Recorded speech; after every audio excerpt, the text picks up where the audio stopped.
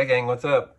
Hope everybody's having a good day out there today, and welcome back here to another edition of Intuitive Angling, and Happy New Year to everybody. Today's January 1st, and our topic today is that we're going to start out the year giving you the worst 5 lures that you can throw in the month of January. We're gonna do a couple more January lure tips, but the 5 lures that you don't want to throw seem to be pretty popular every month. Real quick before we get started here, I just wanted to thank everybody for joining us for the 3rd year of Intuitive Angling. This is the 3rd year that I've had the YouTube channel.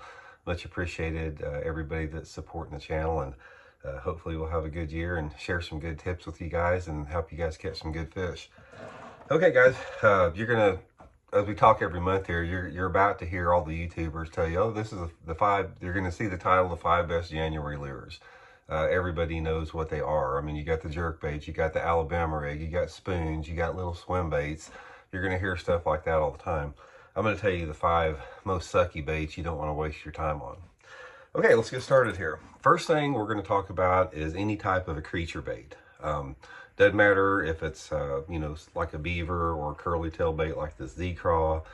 Any type of what you consider a pitching and flipping bait is a terrible January bait. Now, you might be able to catch them on it in Florida or something like that, but for the impoundments across the lake in cold water, these things really tail off any type of a creature bait in the month of January. There's just something about, a lot of this has to do with the mood and the metabolism of the fish, combined with your water temperature and your water clarity. But for some reason, any type of pitching and flipping a creature bait up shallow is not going to be that effective. Next, sort of along with the same line, guys, is a shaky head. Now, not saying you can't catch them on a shaky head, because I'll have guys say, oh, I'll get them on a shaky head in the winter. But for me, a shaky head, something like that, is simply not that effective in the winter time. I do better on something smaller, like a Ned rig, a little bit, little finesse jig, something a little bit more bite size. But a shaky head in like a 4 to 6 inch size, again, it's something about the profile of the worm.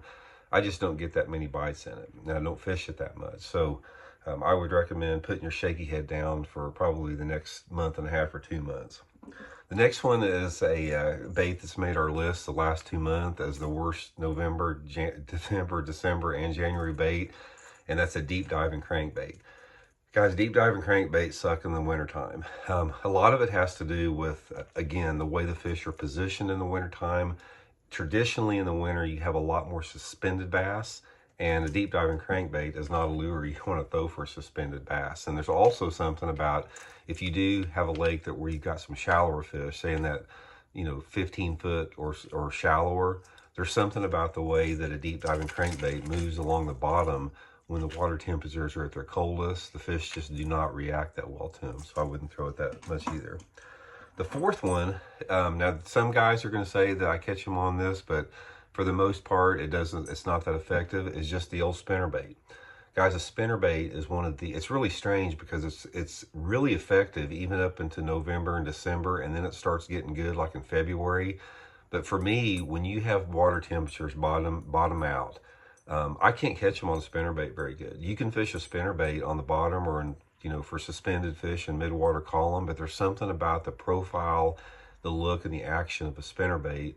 When that water gets really cold in January, I don't ever fish the thing. I mean, some guys, you may have a specific situation on some lakes where you can slow roll one and catch a few on it. But for me, the spinnerbait comes into play again in like late February when you start to get an initial warm up in the water, but I don't throw them in January. And finally, the last one we're going to talk about is a glide bait or a big swim bait. Guys, again, glide baits and big swim baits are good November and December, and then on into the early spring. But when that water temperature is really cold, those fish do not want to chase and come up on a bait like a swim bait. And another thing about it is most glide bait and swim baits, they tend to be pretty large. And one of the things that you're going to find out about wintertime fishing is the bass do not like large lures. You will do a lot better in the wintertime if you fish things like smaller jerk baits, your finesse jigs, your Ned rigs, spoons, like the smaller spoons, and even your Alabama rigs tend to do better if you go with a smaller Alabama rig with a smaller swim bait on it when the water's really cold. So anyway, guys, that's my top 5 that you do not want to throw in January. Creature bait, shaky head, big crankbait, spinnerbait, and big swim bait or glide bait. Just wanted to throw that out there and get ready for all you guys hearing about the top 5 guys from all the dudes on the YouTubers.